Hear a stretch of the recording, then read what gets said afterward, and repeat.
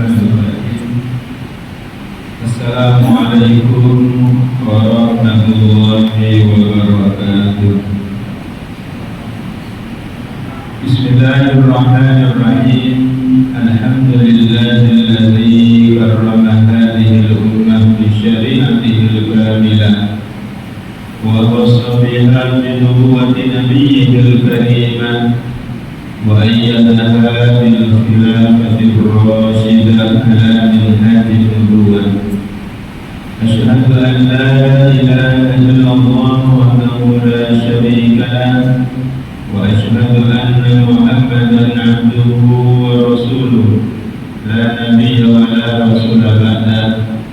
Allahumma salli wa sallim wa barik ala sayyidina Muhammadin wa ala alihi wa ashabihi wa tabi'in wa tabi'in tabi'in wa man tabi'ahum bi ihsanin ila yaumiddin. Amma ba'd.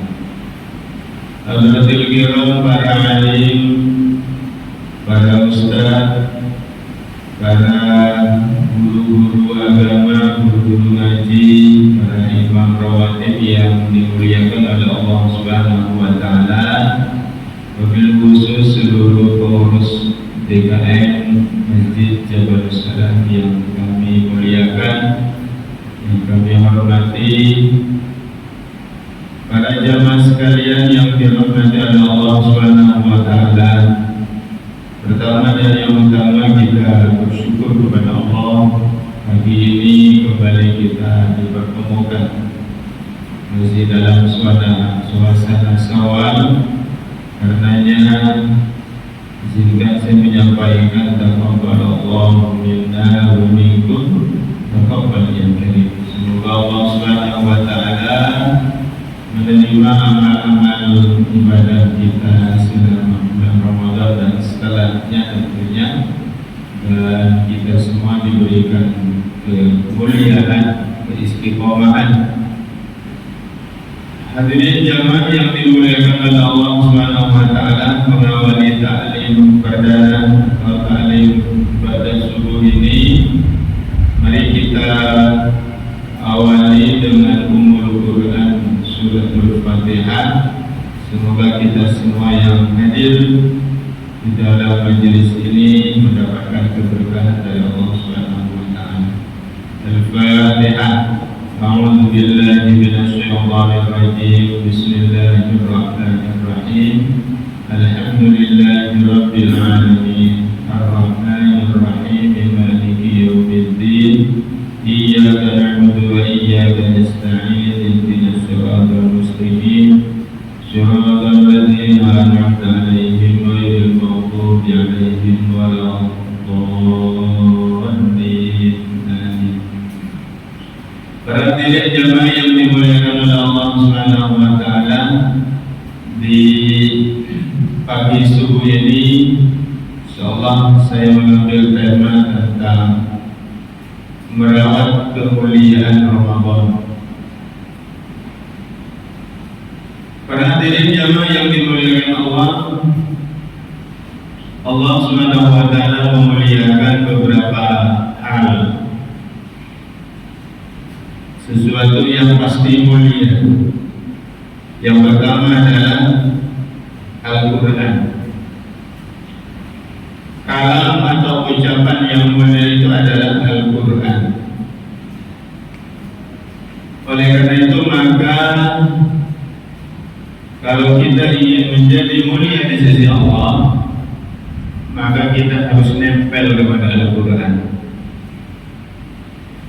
Dan Ramadan kita biasa berinteraksi dengan Al-Quran. Oleh karena itu maka insyaallah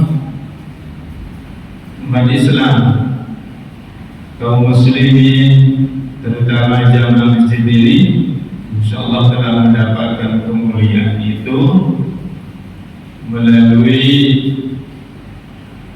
satu bulan Ramadan kemarin.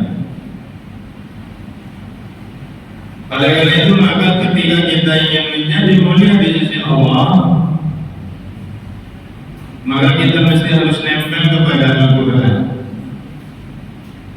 Khairukum man ta'allama al-Quran wa 'allamahu. Sebaik-baik kalian adalah kata Allah orang yang mempelajari Al-Quran dan mengamalkan Al-Quran.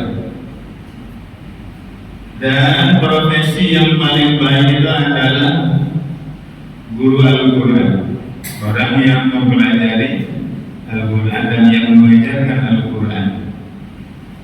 Umat yang terbaik adalah umat Islam. Kenapa? Karena pada mereka ada Al-Quran. Umat yang terbaik adalah ketika dia mulia karena Al-Quran, karena menerima Al-Quran. Ramadan telah mengajarkan kita berinteraksi dengan Al-Quran. Manusia yang paling mulia adalah Rasulullah Muhammad SAW. Maka kalau kita ingin menjadi mulia di sisi Allah, harus kita bonceng kepada Nabi, nempel kepada Nabi, ikut bersama Nabi. Dan Ramadan kita diajarkan untuk mencontoh Nabi Sallallahu Alaihi Wasallam. Hadirin jemaah yang dimuliakan Allah, manusia yang paling mulia di sisi Allah adalah orang-orang yang bertakwa kepada Allah Subhanahu Wa Taala. Inna akramakum indallahi atqakum. Bagaimana kita bisa menjadi orang yang bertakwa itu? Yang lain adalah karena mencontoh baginda Rasulullah Muhammad Sallallahu Alaihi Wasallam. Maka ketika kita ingin menjadi mulia di sisi Allah, nempellah kepada dua hal tadi, Al-Quran dan Rasulullah Muhammad Sallallahu Alaihi Wasallam. Para hadirin jamaah yang dimuliakan Allah, bagaimana caranya nempel kepada Nabi? Yang bonceng kepada Nabi gimana? Nempel kepada Nabi itu yang pertama tentu harus mengimani Nabi Sallallahu Alaihi Wasallam sebagai Rasulullah. Yang kedua mencintai Nabi. Bagaimana bentuk kecintaan kita kepada Nabi? Tentu banyak menyebut namanya dalam salawat. Salawat Nabi.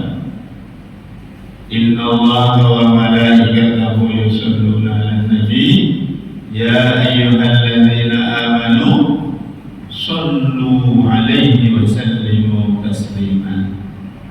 Perintah salawat kepada Nabi tegas perintahnya. Maka ada salawat yang wajib. Dalam sehari semalam kita wajib bersalawat kepada Nabi berapa kali?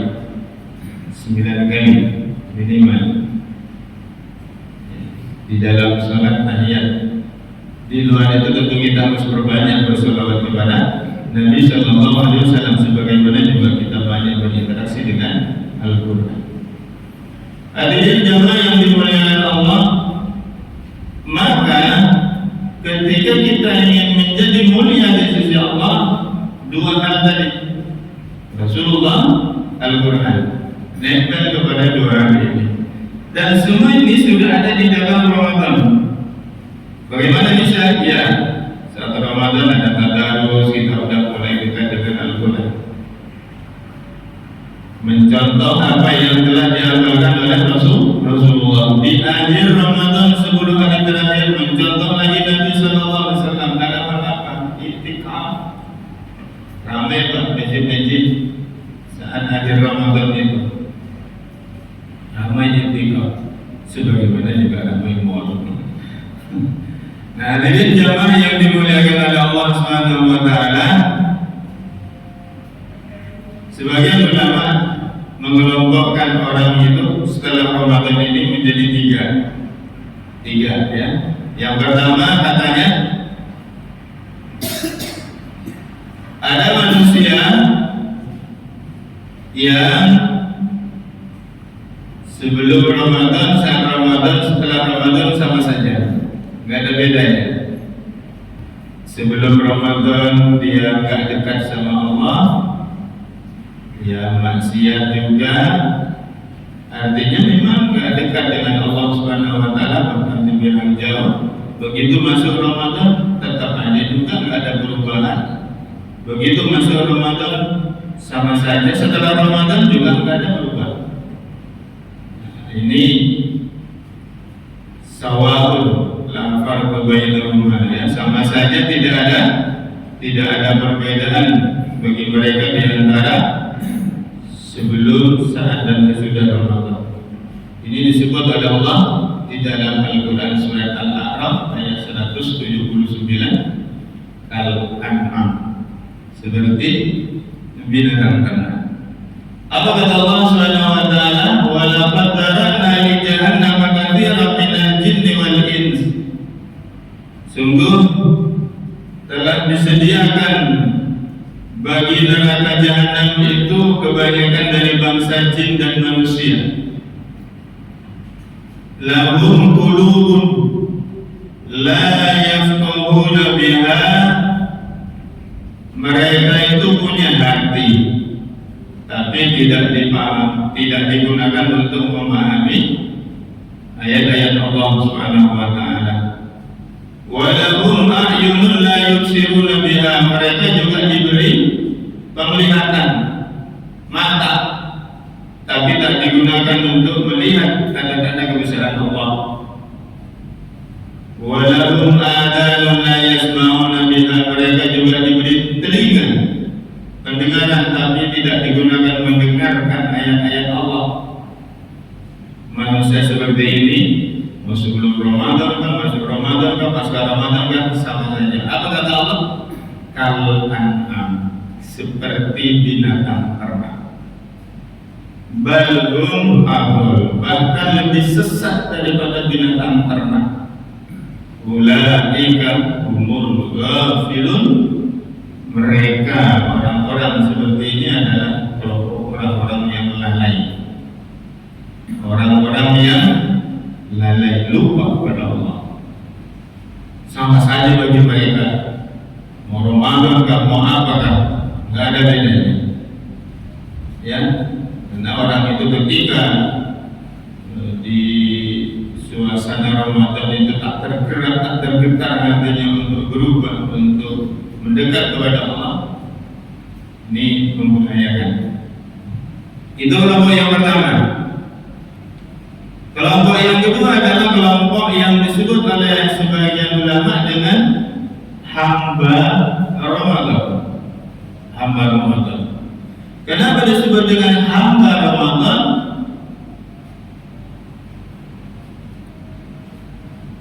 Dia sebelum Ramadan itu biasa-biasa saja. Begitu masuk Ramadan berubah menjadi soleh seketika. Ya, begitu masuk Ramadan, sholat berjamaah rutin bagus, sholat tarawih, kemudian apa? Dekat dengan masjid, infak, dekat dengan anak yatim. Masya Allah, begitu masuk Ramadan. Tapi pasca Ramadan hilang pula itu. Selesai pula, putus lagi. Enggak ada lagi, ke masjid juga jarang, sholat berjamaah juga jarang, Quran ditutup rapi lagi, ditaruh lagi di tempatnya, gitu. Ini namanya hamba Ramadan. Kata sebagian ulama, bi'sal qaum la ya'rifun Allah illa fi Ramadan. Seburuk-buruk kaum adalah yang tidak mengenal Allah kecuali hanya pada saat Ramadan. Ramadan saja dia tahu ya Allah. Dikiranya Allah itu cuma lihat kita itu di Ramadan. Ya, saat selesai Ramadan, udah. Nah, tidak demikian jamaah di masjid Jabal Sana. Mulai dari sebelum Ramadan sudah dekat dengan Allah. Saat masuk Ramadan tambah lagi kencang, dekat mendekat sedekat-dekatnya dengan Allah. Pasca Ramadan terus dipelihara istiqomah. Nah, ini adalah kelompok yang ketiga. Kelompok yang ketiga inilah yang disebut kelompok orang-orang yang ibadah Ramadannya diterima oleh Allah Subhanahu wa taala. Ya, min alamati qabulil hasanah al-hasanatu ba'daha. Di antara tanda-tanda ya diterimanya amal ibadah seseorang itu adalah, atau di antara tanda-tanda diterimanya kebaikan itu adalah datangnya kebaikan setelahnya. Jadi ketika kita mengamalkan atau melakukan satu amal saleh, lalu setelahnya tetap istiqomah atau bertambah kesolehan yang lain, itu menandakan amal soleh diterima oleh Allah Subhanahu wa taala. Nah, kalau Ramadan, di antara tanda-tanda diterimanya amaliyah Ramadan itu, maka pasca Ramadan itu istiqomah dia tetap sebagaimana Ramadan, bahkan bertambah ya, bertambah soleh, amaliyahnya, kebaikannya bertambah ya. Kalau di dalam Al-Quran disebutkan wa amma man aqqa wa taqa wa saddaqa bil husna fasanuyassiruhu lil yusra. Adapun orang-orang yang memberi, bertakwa dan membenarkan yang baik, maka Allah mudahkan baginya jalan kemudahan ya untuk melaksanakan kebaikan. Inilah yang disebut dengan taufik. Sering kita mendengar mendapatkan taufik dan hidayah, gitu. Ada hidayah, ada taufik. Nah, itulah taufik, pertolongan dari Allah Subhanahu wa taala setelah kita melaksanakan kebaikan dan ketaatan. Allah berikan taufik, artinya Allah berikan pertolongan untuk dimudahkan melakukan kebaikan-kebaikan berikutnya. Nah, itu namanya taufik. Nah, mudah-mudahan Allah Subhanahu wa taala menunjukkan kita ke dalam hamba-hambanya yang istiqomah dan amaliyah Ramadan kita diterima oleh Allah Subhanahu wa taala.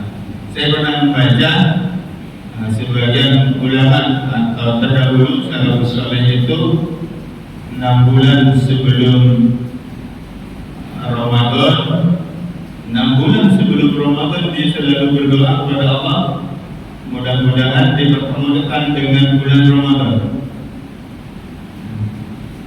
Nah, 6 bulan berikutnya setelah Ramadan dia terus berdoa kepada Allah. Doanya mudah-mudahan amaliyah Ramadannya diterima oleh Allah. Jadi tak salah kalau kita sampai dengan hari ini, besok dan seterusnya, taqabbalallahu minna wa minkum, terus-terusan. Kenapa? Itulah doa kita, semoga Allah menerima amal ibadah kita di bulan Ramadan, amal kita semuanya, amal kalian dan amal kita. Nah, hadirin jamaah yang dimuliakan Allah Subhanahu wa taala, kalau di Ramadan itu kita kecenderungannya telah dilatih oleh Allah bagaimana hak-hak Allah. Nah, Ramadan itu juga melatih kita untuk menunaikan hak-hak sesama manusia. Apa hak Allah? Kita telah melaksanakan ibadah puasa, itu hak Allah Subhanahu wa taala. Perintah Allah Subhanahu wa taala kepada kita telah tunaikan. Tentu di dalamnya ada salat fardu. Kemudian di dalamnya ada zakat. Ya, minimal zakat fitrah. Walaupun ada juga orang yang mengepaskan bayar zakat malnya di Ramadan, padahal tidak ada kaitannya juga antara zakat mal itu dengan Ramadan.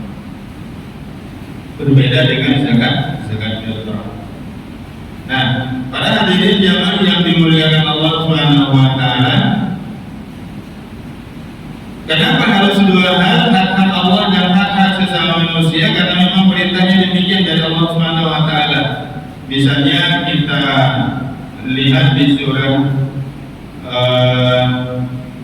An-Nisa ya, surah An-Nisa ayat 36, Allah Subhanahu wa taala berfirman begini. A'udzu billahi minasyaitonir rajim. Wa'budullaha wa la tusyriku bihi syai'an wa bil walidayni ihsana wa bidzil qurba wal yatama wal masakin wal jari dzil qurba wal jari junub was-sahibi bil jambi wa binis sabili wa ma malakat aymanukum innallaha la yuhibbu man kana mukhtalan fakhura. Wa'budullaha, sembahlah oleh kalian Allah, hak-hak Allah Subhanahu wa taala. Wa la tusyriku bihi syai'an, dan jangan mempersekutukan sesuatu dengan Allah apapun, mempersekutukan sesuatu pun dengan Allah Subhanahu wa taala. Jadi menyembah kepada Allah Subhanahu wa taala dan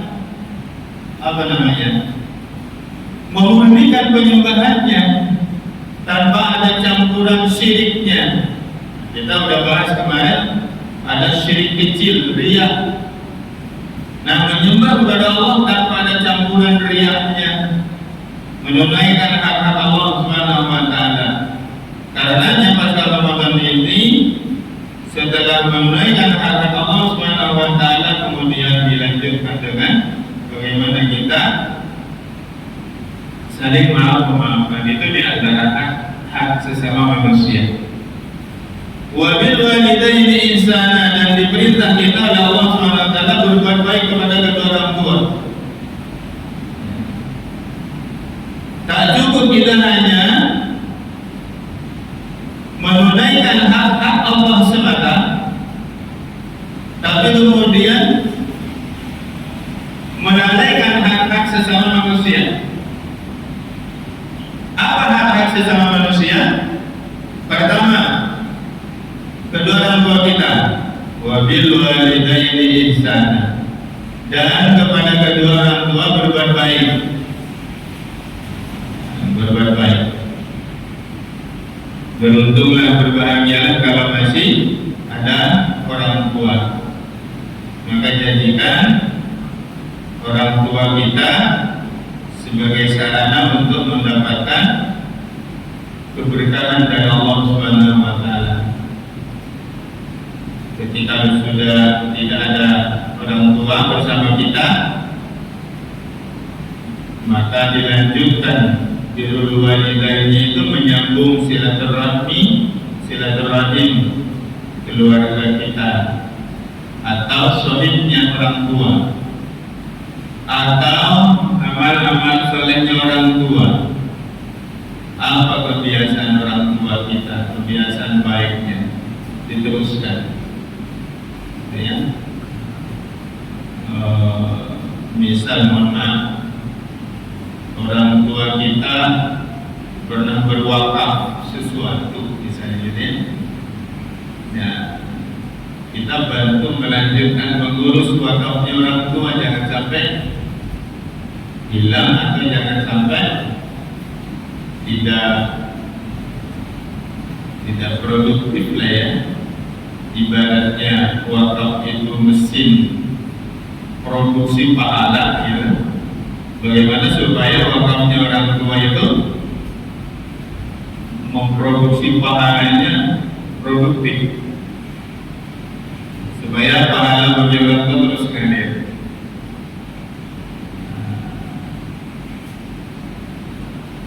Atau yang kedua, kalau ada sesuatu yang buruk yang kita tahu dari apa yang dilakukan oleh orang tua kita, stop. Jangan sampai memproduksi dosa.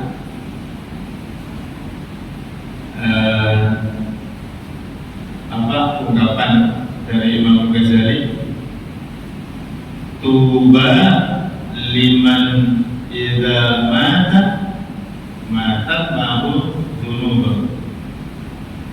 Beruntung, berbahagialah bagi orang yang jika meninggal dunia putus pula dosanya. Artinya ya dosanya hanya pada saat dia hidup. Setelah mati tidak ada lagi dosa yang terus mengalir kepada dirinya. Karena bisa jadi ada orang tertentu itu sudah meninggal dunia, tapi dosanya masih ngalir terus sama dirinya. Kenapa? Ada asar, ada peninggalan, ada bekas yang kita pernah kerjakan itu, yang itu masih ngalir terus dosanya. Nah, ini yang kita takutkan.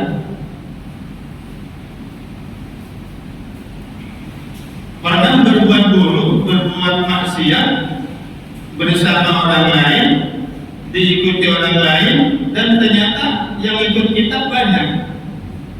Nah, kita meninggal dunia. Oh, bisa jadi itu yang ngalir dosa. Nah, kalau kita sebagai anak dan tahu, misalnya ada aktivitas orang tua misalnya pernah berbuat maksiat, stop, berusaha untuk menghentikan. Jadi jangan sampai menjadi mesin produksi dosa. Wabil walidaini ihsana, berbuat baik kepada kedua orang tua. Nah, kalau orang tua kita masih ada, muliakan mereka. Bagaimana mereka di sisa atau di penghujung hidupnya beliau bahagia, mereka mulia di sisi Allah Subhanahu wa Ta'ala. Kemudian hak sesama manusia siapa lagi? Lanjutan ayatnya, wabil walidaini ihsana wa bidzil qurba, dan juga kepada keluarga dekat. Siapa yang dimaksud dengan keluarga dekat di sini? Ya, keluarga dekat di sini adalah saudara kandung kita. Banyak orang yang dengan tetangga bagus, dengan teman kerja bagus, dengan relasi bisnisnya bagus, tapi kagak beradik, nggak akur. Bersaudara kakak beradik jarang komunikasi, jarang akur, bahkan ada yang bermusuhan dengan saudara-saudaranya bapak, dengan saudara-saudaranya ibu, acil, paman, bibi, pakde, pakle. Itu adalah saudara dekat, keluarga dekat kita. Atau anak-anak dari saudaranya ayah, berarti saudara sepupu sekali. Anak-anak dari saudaranya ibu, anak-anak saudara kandung, ponakan berarti. Nah, itu semuanya adalah saudara dekat, keluarga dekat maksudnya.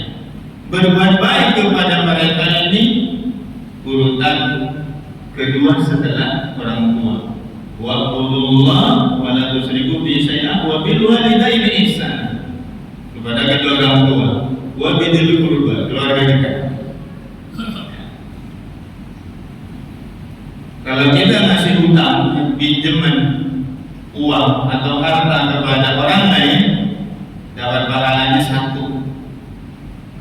Tapi kalau ngasih kepada keluarga dekat, dapat pahalanya 2. Ya. Inna sadaqah 'alal miskin sadaqah. Sedekah untuk orang miskin nilainya hanya 1 sedekah. Wa 'ala dzil rahim isnatani sadaqatun wasilatun. Tapi sedekah kepada saudara, keluarga dekat, maka nilainya adalah 2, bernilai sedekah dan bernilai menyambung silaturahim. Maka kalau momentum Idul Fitri, ya benarkah tradisi kita itu mendatangi keluarga dekat sambil bawain tentengan, atau kalau bukan tentengan, amplop aja. Apakah kita yang datang atau mereka yang datang kepada kita? Ada keluarga dekat, oh ini anaknya saudara, oh ini bibi, maka itu adalah memperhatikan mereka, berbuat baik kepada mereka, perintah Allah Subhanahu wa taala setelah kita menunaikan hak Allah Subhanahu wa taala. Para hadirin jamaah yang dimuliakan Allah Subhanahu wa taala, ya, kalau keluarga dekat kita ada yang punya masalah dalam hal ekonomi atau masalah sosial, maka kita punya kewajiban untuk membantu mereka, yang membantu menyelesaikan permasalahannya. Para hadirin jamaah yang dimuliakan Allah, setelah itu siapa? Urutan ketiga, wal yatama. Wabil walidaini ihsana wa bidil qurba wal yatama wal masakin. Nah, yang ketiga anak-anak yatim, yang keempat adalah orang-orang miskin. Nah, kita diperintah oleh Allah Subhanahu wa taala untuk menyayangi anak yatim, bukan orang atau penggembala dalam tanda petik, itu pemelihara dalam tanda petik. Yang paling mulia di sisi Allah adalah orang yang memelihara anak yatim. Kata Nabi, nanti di surga orang itu seperti ini, gitu kata Nabi. Iyalah gitu. Nabi mendekatkan jari tengahnya seperti ini. Artinya orang yang menyayangi anak yatim di dunia ini, ya, dekat dengan Nabi Shallallahu Alaihi Wasallam di akhirat. Para hadirin jamaah yang dimuliakan Allah Subhanahu Wa Taala, nah, berkaitan dengan bagaimana menyayangi anak yatim, tidak mesti harus dikumpulkan anak yatim itu dipisah dari orang tuanya baru kemudian dirumahkan. Tidak mesti harus begitu. Kalau misalnya dia lebih bahagia tetap tinggal bersama ibunya, ya, bapaknya memang tidak ada, sudah meninggal dunia, dia lebih suka dan lebih bahagia bersama ibunya, enggak usah dipisah dari ibunya. Artinya bantuan itu kasihkan aja ke dia, apa menjadi kebutuhannya, sekolah, biaya sekolahnya, hari-hari untuk kebutuhan makan dan apa, ya, dibantu gitu. Nah, dia mungkin lebih bahagia bersama ibunya, tapi kebutuhan apanya ada yang memenuhi dia gitu, daripada dipisah dia dari ibunya, dirumahkan tersendiri lah, entah apa namanya ini. Nah, jadi jamaah yang dimuliakan Allah Subhanahu wa taala. Tapi kalau misalnya dia akan lebih selamat, lebih mulia karena ada masalah, misalnya juga ya, kalau bersama ibunya, misal karena mungkin permasalahan sosial itu beda-beda gitu ya, maka mungkin lebih bagus untuk diambil, misalnya tinggal bersamanya. Maka kata Nabi, rumah yang paling mulia adalah rumah yang di dalamnya ada anak yatim, dan anak yatim itu dimuliakan. Nah, hadirin jamaah yang dimuliakan Allah Subhanahu wa taala. Kemudian yang keempat, saya mudah-mudahan supaya tidak terlalu lewat jauh dari waktu usrut. Yang keempat adalah wal masakin, orang-orang miskin. Bantu orang-orang miskin. Nah, Ramadan telah mengajarkan itu kepada kita. Dengan apa? Zakat. Ya, dengan zakat itu. Di antara tujuan atau apa namanya diwajibkan zakat fitrah itu ada dua tujuan, yaitu untuk membersihkan orang-orang muslim yang berpuasa, khawatir bercampur dengan macam-macam itu selama dia berpuasa Ramadan itu, maka zakat fitrah itu membersihkannya. Yang kedua adalah membantu para masakin gitu, orang-orang yang kurang beruntung dengan zakat fitrah tadi itu. Nah, tentu kelompok ini, orang-orang yang kurang mampu ini, bukan hanya butuh bantuan saat Idul Fitri, tetapi mereka sebenarnya lebih membutuhkan solusi yang mungkin bisa mengangkat martabat mereka.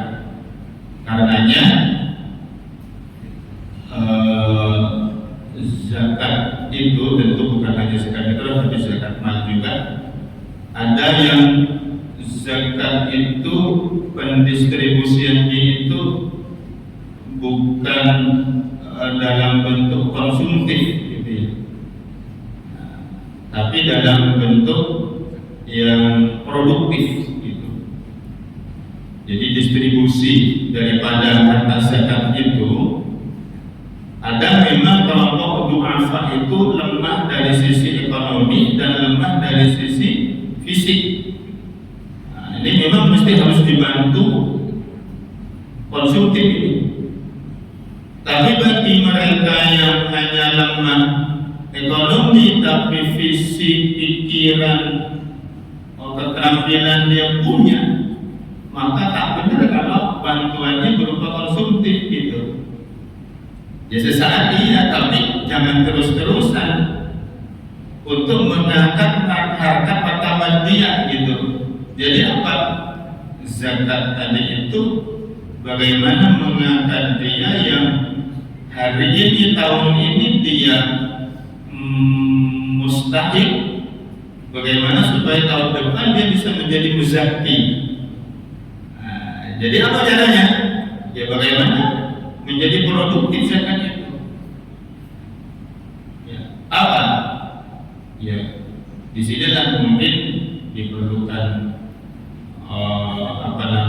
tim pengelola zakat, entah di lembaga-lembaga zakat itu, untuk melihat itu bantuannya itu bagaimana bisa menjadikan mereka produktif, diberi pelatihan, beri modal, terus pendampingan, ya, sampai kemudian dia sukses. Nah, itu wabil walidaini ihsana wabidil qurba wal yatama wal masakin, ya, mengangkat orang-orang miskin. Nah, jadi jamaah yang dimuliakan Allah Subhanahu wa taala. Kemudian siapa lagi? Wal jahilil qurba wal jahil junub. Yang kelima dan yang keenam adalah kita diperintah oleh Allah berbuat baik kepada tetangga dekat dan tetangga yang jauh. Tetangga itu ada tiga, Pak. Tetangga itu ada tiga. Ada tiga macam. Ada tetangga yang punya satu hak, ada tetangga yang punya dua hak, ada tetangga yang punya tiga hak. Tetangga yang punya satu hak kita adalah orang yang rumahnya dekat dengan kita dan dia non-muslim. Satu hak dia punya. Ada tetangga yang punya dua hak adalah orang yang rumahnya dekat dengan kita dan dia muslim. Haknya dia dua. Dan yang ketiga ada tetangga yang haknya tiga. Siapa dia? Rumahnya dekat sama kita, dia muslim, dan masih ada hubungan nasab keluarga. Nah, itu tiga haknya. Apa haknya dia?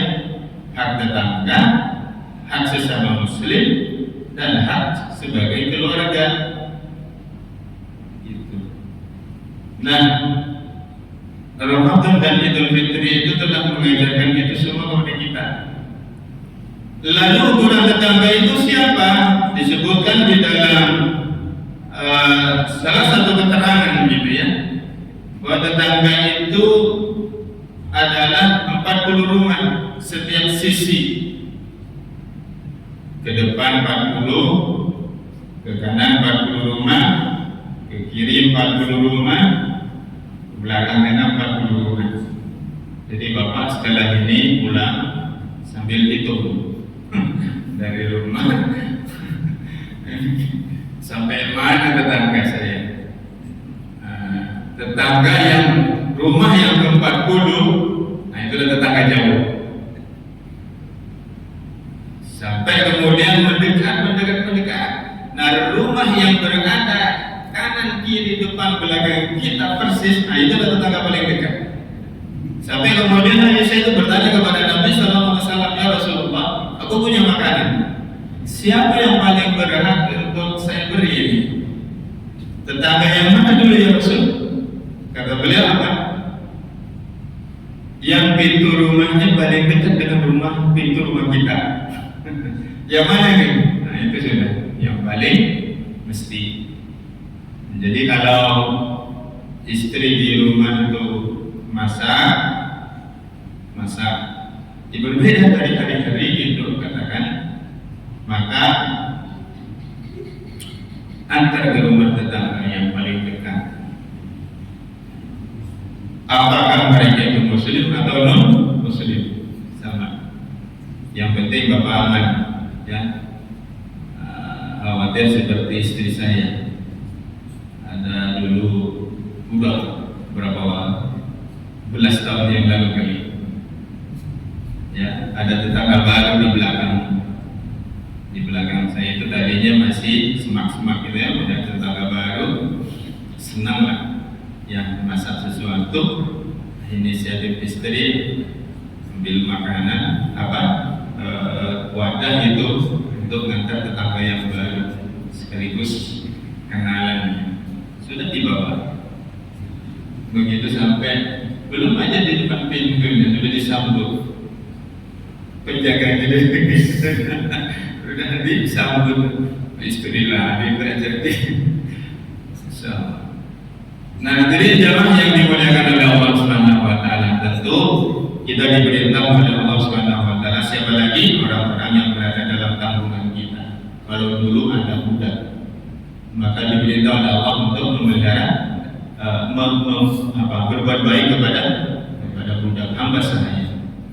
Kalau hari ini mungkin ada yang punya asisten rumah tangga ART, maka muliakan mereka, berbuat baik kepada mereka, memuliakan mereka.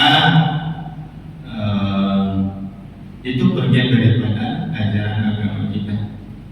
Nah, para hadirin rahimakumullah, apa yang kami sampaikan dari awal terangkum dalam salah satu ayat Al-Quran di surah Ali Imran ayat 112. Apa kata Allah? Dzuribat alaihimud dhillatu aina suqifu illa bihablin minallah wa hablin minan nas. Walaupun ini ayat turunnya itu berkenaan dengan Bani Israel, tetapi kata ahli tafsir, al-ibrah bi umumil lafzi la bi khususis sabab. Ibrah, pelajaran itu dikembalikan kepada umumnya lafaz, bukan sebabnya turunnya ayat itu.